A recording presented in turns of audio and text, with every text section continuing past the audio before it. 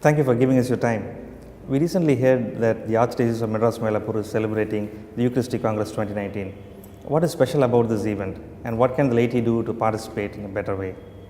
I think this important event is a spiritual event which is very much necessary for the Archdiocese of Madras Mylapore in the light of the forthcoming International Eucharistic Congress that will take place in the year 2020 in Hungary, Budapest. In our Archdiocese, the last year of Eucharist was celebrated 1937. That means 80 years before. So after such a long gap, I consider is a moment of grace for all of us to go back to the source of our Christian life. Because Christian life centered in Eucharist. Eucharist is called the life and the summit of Christian faith. So in that way, this event is only highlighted and celebrated. So it is very much apt that we are preparing ourselves for the forthcoming International Eucharistic Congress. At the same time, make the people to understand what does it mean to be people of Eucharist. That is the important piece, where the laity has to play an important role. We priests, we religious are only guide, are only teachers and preachers. And the fruit of our preaching, teaching should reach the people, and they should be there when we celebrate this year of the Eucharist. Thank you, Grace. The Catholic Church has always recommended living life to the fullest, according to the will of God, and to live to one's full potential. How does the Eucharistic adoration and the celebration of the Eucharist and living life to the fullest come together? Actually, when we speak about the sacrament of Eucharist, it speaks about the fullness of life through three different ways, means I could say, which are all essential for our Christian faith. The first one is that the sacrifice of Jesus Christ at Calvary, where the divine love is manifested through human love, human sufferings, and undergoing such a pain. And there, the divine love is manifested through the human love. That love is important for us to understand in our life. When you want to lead an ordinary, even human life, you should be ready to suffer for the greater cause, for the real love, not for ambition, not for undergoing something to get money, power, and right. Real love means the sacrificial love. So only the first point is the sacrificial love is manifested in Eucharist, the fullness of life. Second one, which is very much necessary, if you want a full life, you should be nourished. We eat every day, but spiritually also we should be nourished. There we are in need of the sacrament of Eucharist, nourishment. And thirdly important, this makes us to come as brothers, as sisters, the unity among us. Respect the neighbor, respect your brothers, and peace, truth, equality, fraternity, all these things are manifested in the unity which is outcome of the Holy Eucharist. With the new media and TV channels and internet coming in, there is Holy Mass that is telecasted in those channels. There is Eucharistic adoration telecasted. How can, is it advantageous for laity to, for example, laity coming back after work, maybe he missed the Mass timings, or he is tired to at the time go to the church, or it's not feasible. Watching Holy Mass on television, live or recorded, or Eucharistic adoration, is that helpful for the laity? Actually, we have to differentiate one basic factor here. When you want to go for a wedding, you have to go and participate it. And you can see the wedding, sometimes they will take some kind of camera, some video clips and everything they send you. You can also watch. There's a lot of difference between watching what has been taken and taking part directly. The experience is entirely different. Such a way, going to the Mass is very much essential. You are participating actively. So when you meeting God in the Mass, in the Eucharist, makes such a huge difference. Whereas sitting and just watching, it's kind of a distance. Though you are participating, it's not actually you are participating. I am speaking to you now. That makes me come closer to you, share with you. But when I am speaking through Skypes or something, you are distant. It satisfies, but not to that extent. Likewise, first point is this one. We are not telling that you cannot attend Holy Mass through the media ways. That means no live cast or that already recorded and everything. But a huge difference is there. And secondly, we always accept Mass given through live. Those people who are not able to go for Masses, sick people, handicapped people, even the people who are coming very late, the whole day working, they want to be united with God. Prayer can be done at any time. So that way it's a means of not attending Mass, very good. But that kind of no participations should not substitute attending the real Mass. What are the special programs or events that are planned for the Eucharistic Congress 2019 in parishes around our Archdiocese? Yeah. Actually, we have formed so many subcommittees, and 3 are essential. The first one is doctrinal committee. That means teaching of the church from the Bible, and magisterium, what the Holy Fathers, other Episcopal Conference have said about Holy Eucharist, dogma of the Holy Eucharist, all these things. So bring this as catechizing, small simple languages to the people. What does it mean? Lead a life according to the Eucharist. That is on the doctrinal level. The second one, celebration of the Eucharist, is a liturgy. Yeah, the Holy Mass, adoration, and procession, Corpus Christi they used to call those days, taking the Holy Eucharist on the street, all these things. The second point. And third point, action in pastoral life. How you could make this year of the Eucharist where the fraternal love should be shared. Reconciliation by forgiving and helping those who are really in need. Put into practice what you believe. So these are all 3 important divisions or branches through which we are going to make this year. Eucharist is a center, like you rightly said, full life. It's not only belief, not in celebration, in action. While the Catholic Church alone follows the adoration of the Eucharist and celebrates the real presence in the adoration practices, there are churches outside from an ecumenism point of view who have a more charismatic way of worship, and they speak some special tongues, and their worship is more charismatic than ours. What do you think is your Grace's perception on those, and what should be the laity's attitude in those? Are they genuine experiences of the Holy Spirit? Actually, when you speak about adoration, is the real presence of Jesus Christ in the Eucharist. There are different organized churches we call, the Orthodox is there, Methodist churches are there. They are all Orthodox and Methodist, Chaldean, Syrian, or I'm telling Orthodox, not the Catholic. We have also Catholic, like Jacobites. And you have the people from Lebanon also. They have different rite. These are all people, they accept Eucharist. And they have that kind of, not venerating, but adoring. But the way of adoration is different.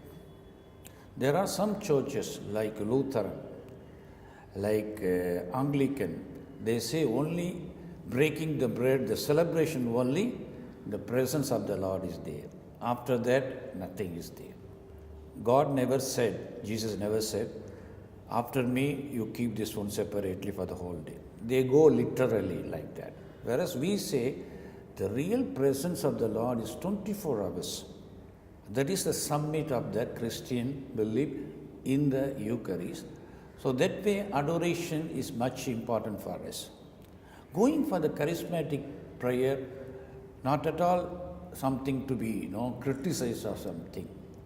I always question, when you go for other places, you must know why you are going. That means something is lacking in you. Otherwise people not, suppose we say sometime, my mother doesn't cook biryani well, I have to go to that hotel only to take nice biryani. Is it so also in Catholic Church? Is lacking something? So if there is anything lacking, it is our fault. We priests and we bishops should take adequate, appropriate measure to give the people what is needed and properly teach them, catechize them, and have a dialogue with them. Where are you going? All these things, So when these things are going, we should not criticize. Rather, we should criticize ourselves. Some people, lay people, feel that going that helps them well. But we must see how long is going to help them also. We should not simply go. No. You go, but you tell me a reason why you are not getting in the Catholic Church. We have to remedy them. We have to rectify them. Because we have everything is possible and we are not properly utilizing them. That's the thing I want to say today. Yes, Your Grace. And the connection between the institution of the Eucharist and the coming down of the Holy Spirit. You recently wrote an article about that as well. Would you like to comment on that a little bit, on the same upper room, and how the coming of the Holy Spirit and the Eucharist is so closely connected together? So this is a more theological one. Theological and the coming institution of the Eucharist point, and the coming of the Eucharist. Actually, that point I want to tell you, I didn't bring it now because we have theology of Eucharist and theology of Holy Spirit, everything happened in the same place. If you read the Gospel according to St. Luke, and Jesus Christ, when he instituted the sacrament of Eucharist, done in the upper room. After that, he rose, he ascended into heaven, informed the disciples and commanded them, don't go out till I send the Holy Spirit. These people, these apostles, together with the Blessed Virgin Mary, according to the tradition, they were also sitting in the same room, where the upper room, where they had the Last Supper, in which Jesus Christ instituted the sacrament of Eucharist. So it is the same place. So we are telling, this is the altar where we celebrate the Holy Mass, and this is the altar where the presence of the Holy Spirit is there. So both are there on the altar. If you celebrate devotionally, with the devotion, with proper attention, understanding meaning of the words uttered by the priest and your response, and you can find not only the presence of the Lord, even the presence of the Holy Spirit. That will give you all kind of satisfaction. You need not go out some other place to search for anything. Thank you, Grace. As part of the Eucharistic Congress, what is it that you would like to tell to the Catholic youth, and especially the youth in our Archdiocese and across the world as well? We pay special attention to the Catholic youth, particularly in the light of the recent synod, which we had from 3rd October to 28th October of this year in Rome. I was invited. So in that synod of bishops, we insisted that youth should be properly guided. Guidance should be given in various forms, not only spiritually, sociologically, and lead a proper human life, respecting truth, justice, equality, fraternity, all those things. It is in this context, this celebration of Eucharist mainly focused upon on the youth, because they are the good percentage of our diocese. So we want to make them understand and teach them and make them understand that Eucharist should be the center of their life. When I say Eucharist is the center of life, they should understand it's not something I believe in Jesus Christ who is in the Eucharist. But each and every act of the youth, whether you study, whether you go for work or search for work, problem of finding out a proper partner, misunderstanding in the families, between the father or the mother, all these movements, I say the Eucharistic consciousness. That means the risen Lord is with you and He consoles you and guides you. He encourages. So one of the bishops insisted very much, Eucharist should be an instrument of encouragement for the youth. You understand very well nowadays, our youth, they are discouraged easily. Even something happens, oh, I tried 2 places, I didn't get the job. I didn't get the proper encouragement from my family people. All this discouragement is very much common among the youth. When we were small also, I was youth, I wanted to achieve something. I couldn't.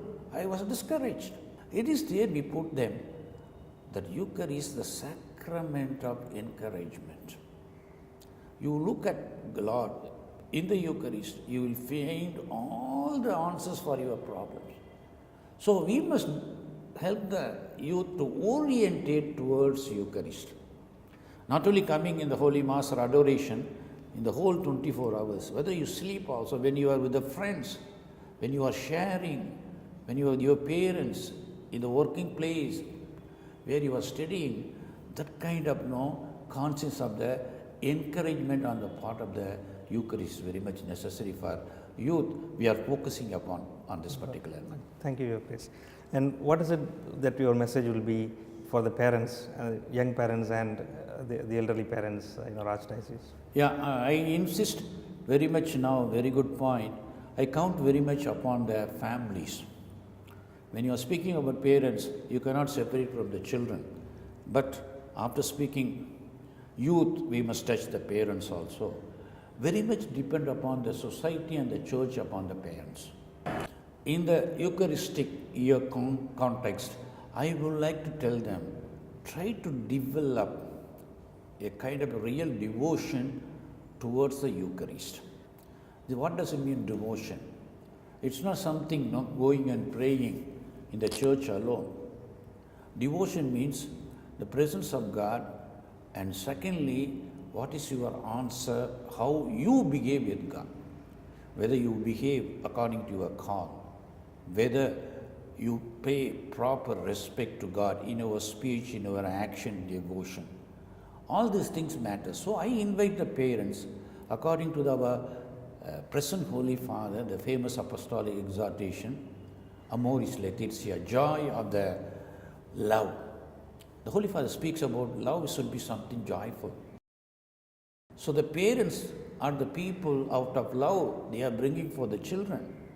And they are the one who give the love to the children. They learn from their parents.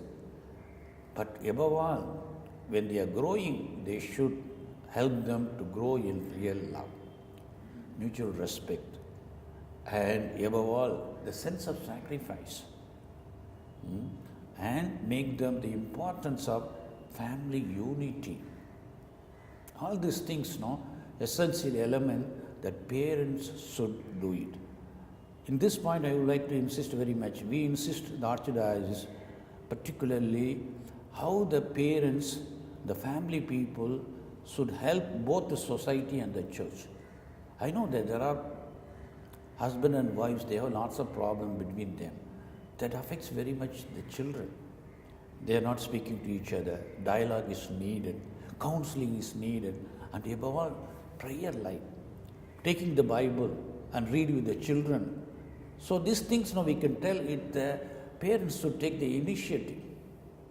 We make program to go for holidays and to go for a cinema. It's all well and good. But why can't you program it every day? Say 10 minutes of family prayer. It is not the son or daughter will go tell father, please we can pray together. You should inculcate. That is the thing I think. Everything in the hands of the parents, I could say nowadays. And how they are motivated, that will be reflected in their life, in their relation with their children. How do you think during the Eucharistic Congress, any adoration for 10-15 minutes the families can plan, or these facilities or provisions made in different parishes? Anything special for the year for Actually, what we have done, we have prepared a kind of a questionnaire. Okay. Each parish, what is needed could be adopted answering the questionnaire. Because in the city parish is different from the village side. Even the city parish, there are different categories are there. Basically, we are telling what kind of effect are you going to get. By effect, I am using the word effect nowadays because not the result. Result no could be no business word, I could say. It should effect means taakathai erpaduthara, no really no attract you something. In that way, we already said everything's open to the parish priest. They, together with the parish council members, local religious community, you find out what is relevant, what is essential, and what is existential, and above all, urgent for you. Okay. A small parish where there are only 80, 90, 120 families, and you can find out what is really needed for us, being in a village, not in a city. So they have to work it out. And when they have programmed something, we are willing to help them. Like that. So I don't want to impose. I told all the committees, we are all only give the opportunity and make them live the Eucharist in their life according to their need and necessity, what they think could be more appropriate.